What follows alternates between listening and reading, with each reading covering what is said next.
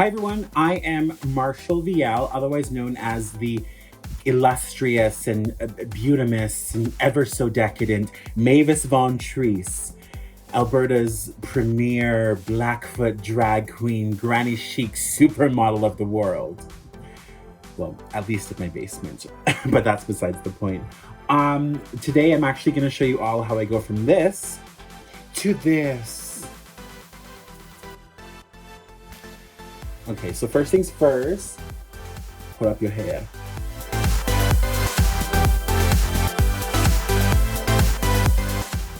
We're gonna start off just by color correcting some of our beard areas.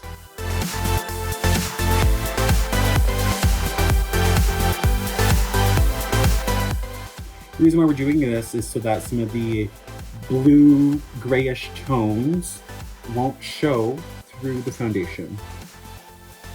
And then we go in with our foundation.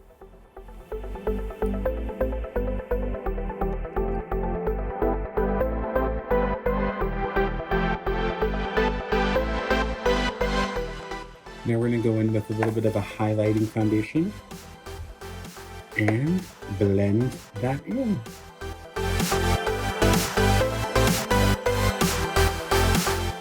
And then we go in with our contour.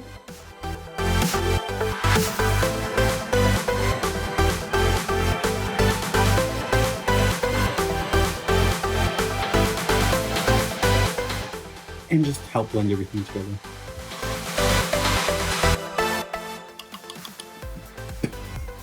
It's a really interesting sound.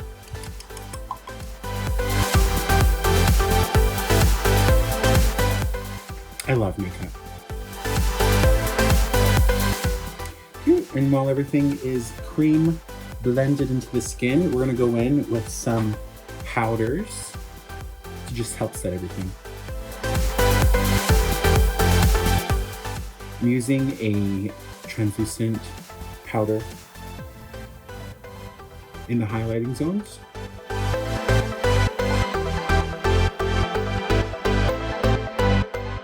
And then we'll go in with a darker powder on our contour zones.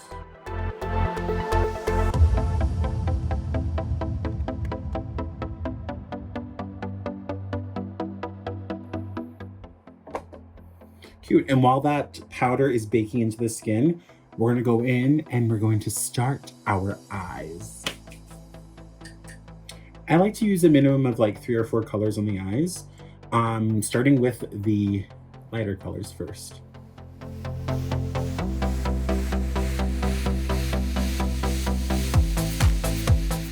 A lot of people don't know this, but I actually got my start right after theater school with Theater Calgary.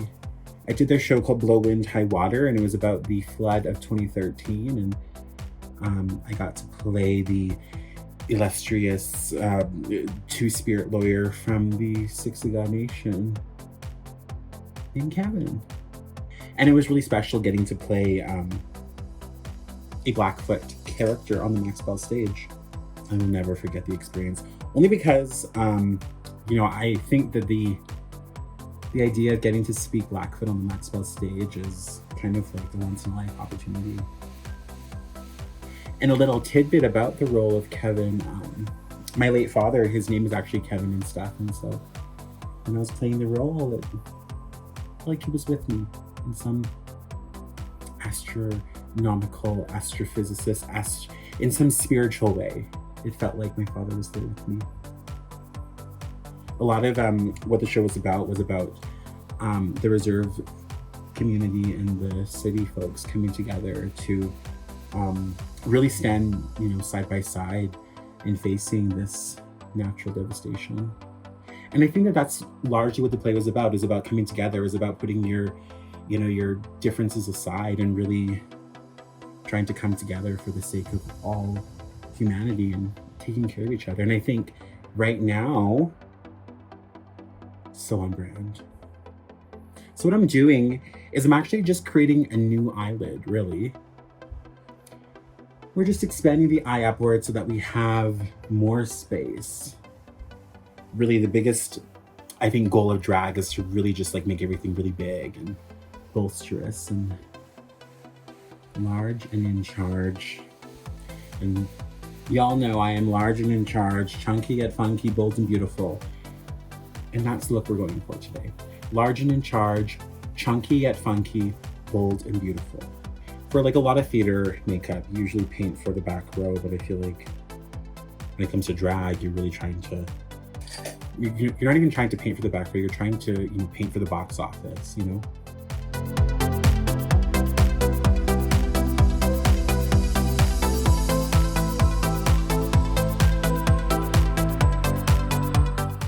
So what we're doing now is we're just cutting the crease.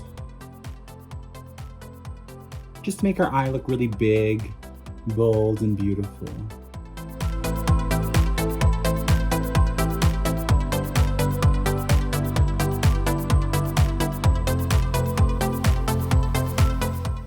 Big, bold, and beautiful.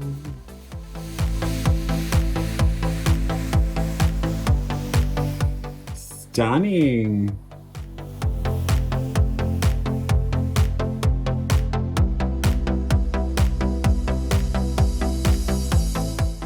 It's always a pro tip if you're painting your eyes to kind of paint looking down.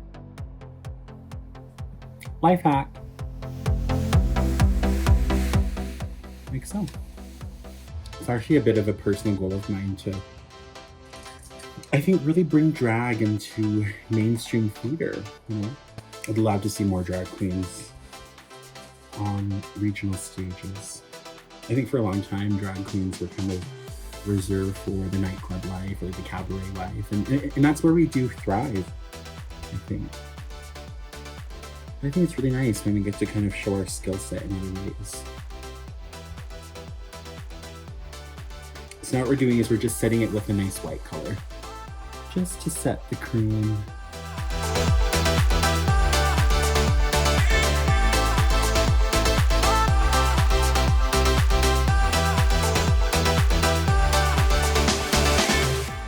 And don't worry about any excess. We can always use a brush to just blend some of that in. And I think that's one of my favorite things about makeup, is it really just allows us to, if you make a mistake, just throw some concealer on it. And I think that's like a big metaphor for life as well. Like, if you make a mistake, put some concealer on it and move on. But also, hold yourself accountable to your mistakes and try your best to learn from them. You really grow as a human being. I think that's the biggest thing.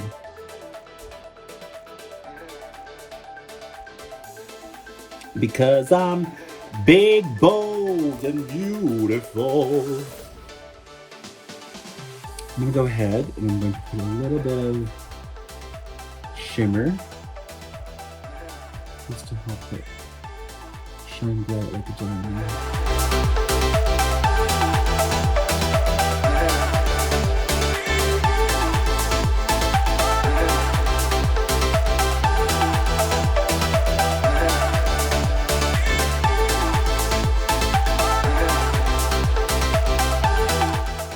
I think the biggest thing to keep in mind when you're doing your makeup is that your eyes, your eyes aren't even cousins. They're not even sisters. They're not twins. My eyes, when I do my makeup, I like to say that my eyes are childhood friends.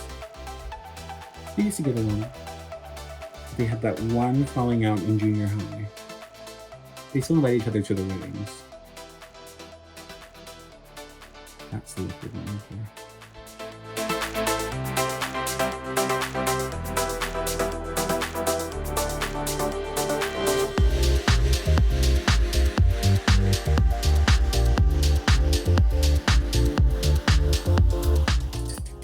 Now what we're going to do is we're going to go in and we're going to do our eyeliner.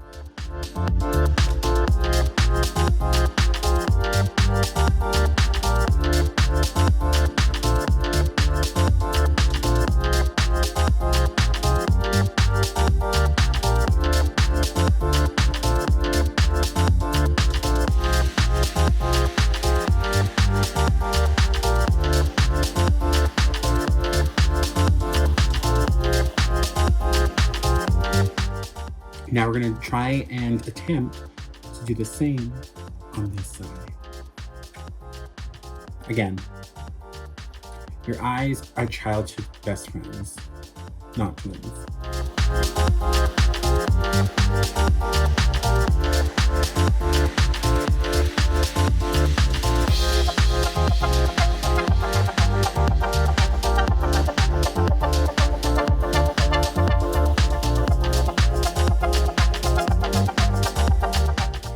So as I said, one of my biggest goals with drag is to really bring drag into mainstream theater.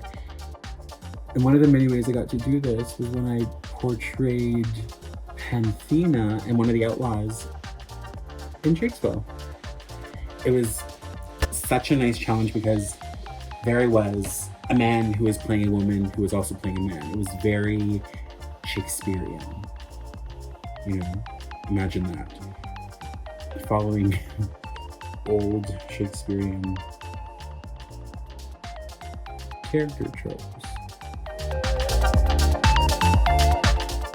I think one of my favorite things, because I was allowed to look as womanly as I wanted to look, but because I was playing one of the outlaws, I had to also pretend to be a man while dressed up as a woman.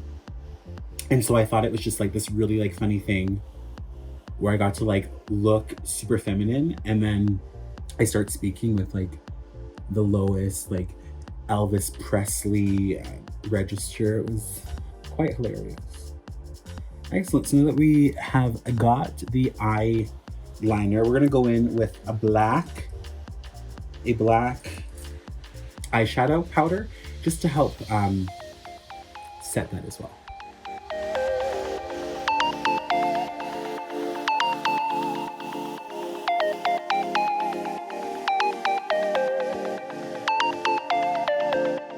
Okay, so to help us give us that really big, wide-eyed look, we're gonna go in with a white pencil and we're going to just put that in the inner corners.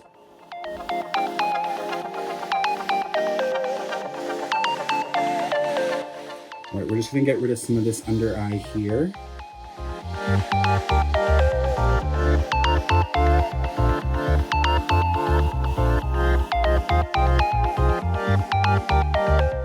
I'm gonna go with a little bit of powder. You can go ahead and we can take off the powder on the bottom. And what that is going to do is it's just going to help sweep away any of the excess from the eyeshadow.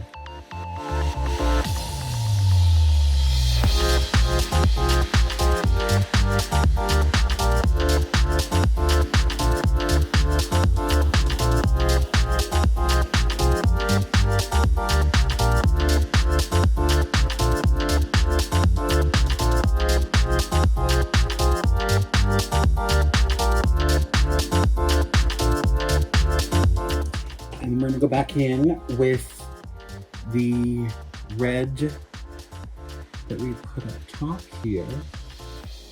We're just gonna put a little bit, dusting it very lightly.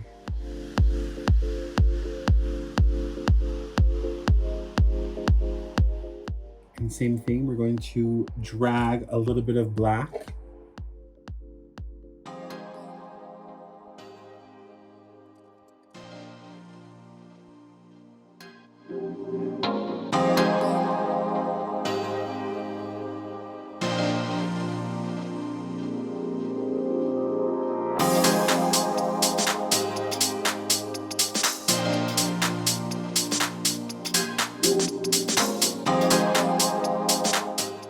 We're just highlighting the brow bone a little bit.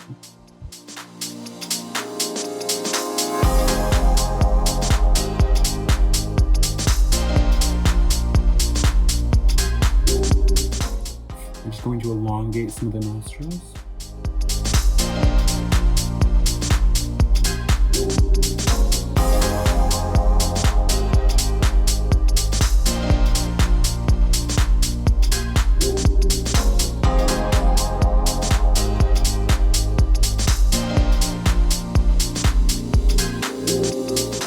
So these are some pre-cut 301 lashes.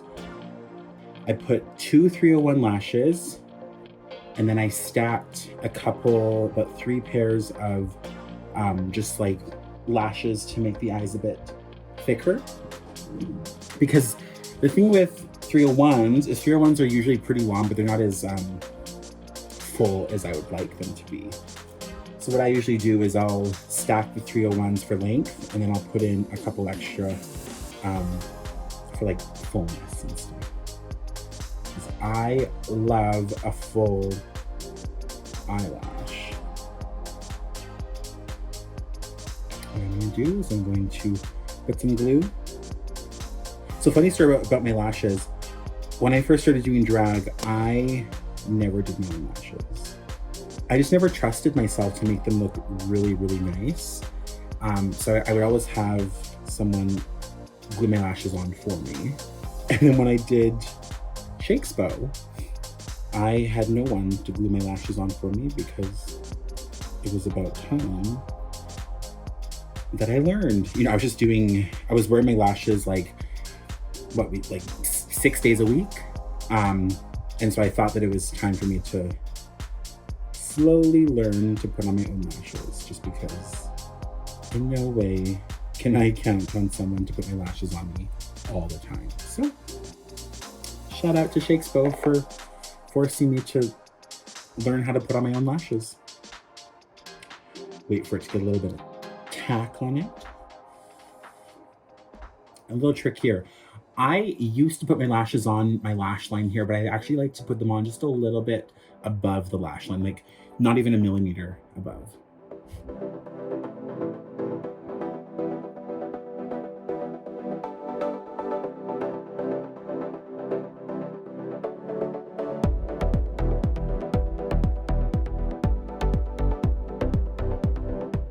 Make sure they're as similar as possible. Again, the eyes are childhood best friends, not twins. While those dry, we're gonna move on and we're going to do our eyebrows. When I first started doing drag, I made it a point to glue down my brows, but as I got more and more comfortable with makeup and stuff, I realized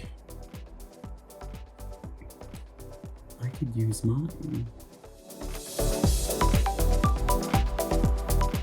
My biggest struggle is because there is a natural, really pointy arch. I have to do a lot of work to round it out.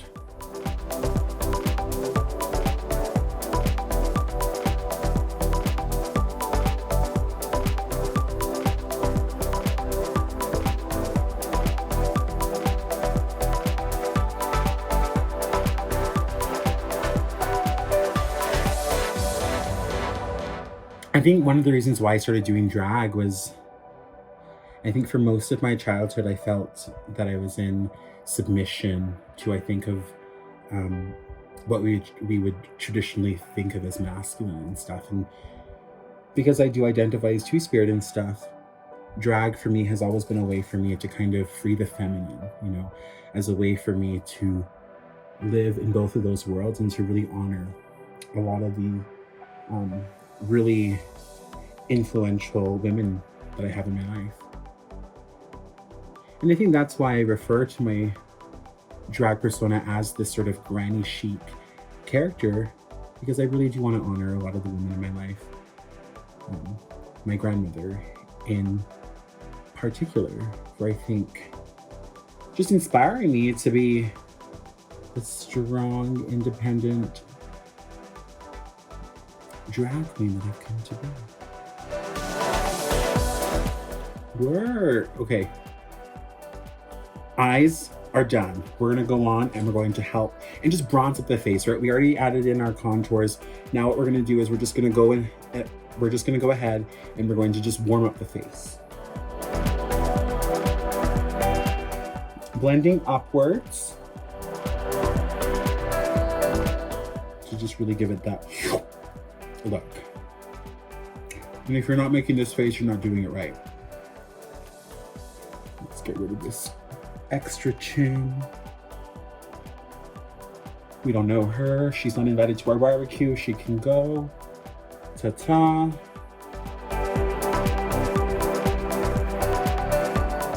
We're gonna get even more specific. Same brush, different color. And blend in the dark.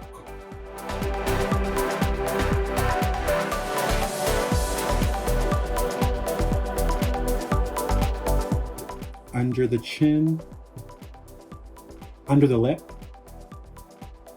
just to make your bottom lip look like it's a lot bigger than it is.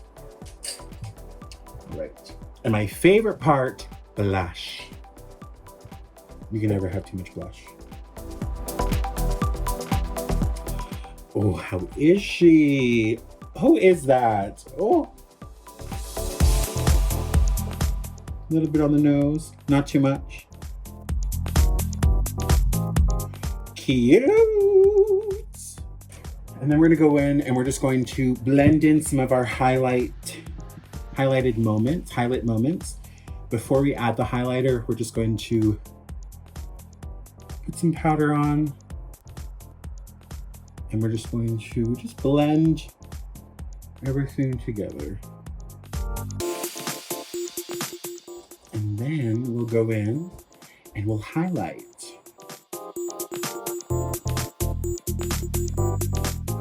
Then we're gonna go in with our nose highlight. A nice little exclamation point because you're what? Gagged. I like to blend this up in this part here. Ooh, it's finally coming together. Lips. Now, if you see this little extra kind of tissue just above the lip, that's what we're going to use to overdraw our lips. It's just above there.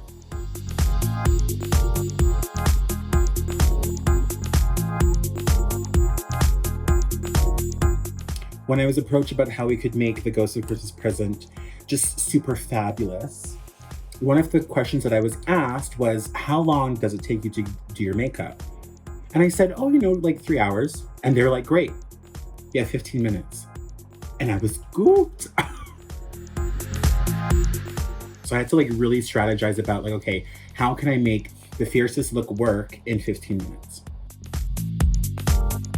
So what had happened was I decided to draw my focus into creating the biggest dramatic lip that I could, along with my big dramatic eyelashes.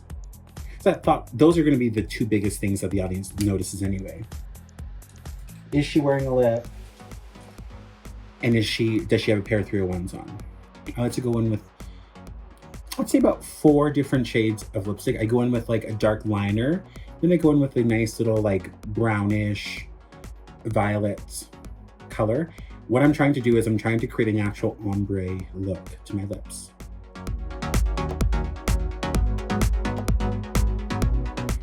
Add some sparkle.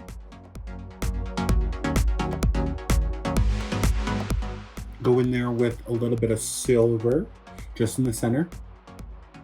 And this is just going to mattify it. And what's really going to give it a nice highlight, we're going to go in with just this white highlight on our finger, and we're just going to put it on the center of the lips.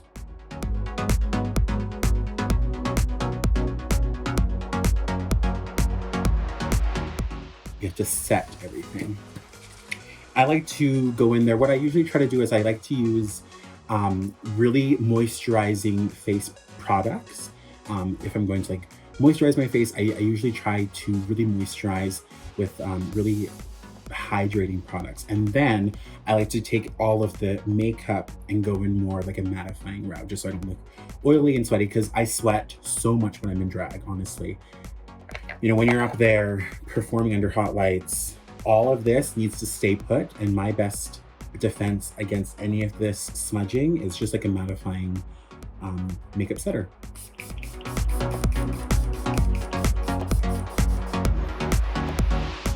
But I don't just stop there, no.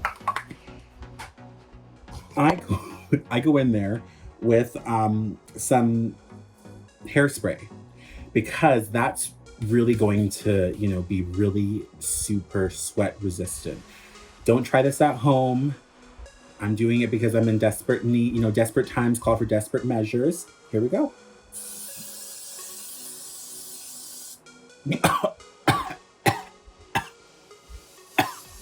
Okay, I'm gonna go put on a look and I'll get back with the final look.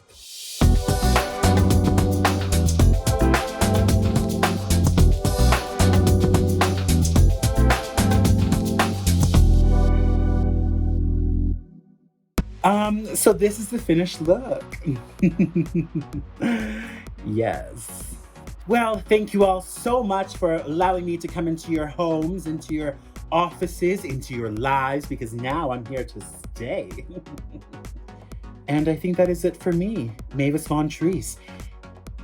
Large and in charge, chunky yet funky, bold and beautiful. I'm gonna tell you all, thank you all so much for being such great stars, I gotta tell ya. I hope y'all are just, having the time of your lives, living your truth, staying hydrated, all that stuff. I'm gonna go and make a salad.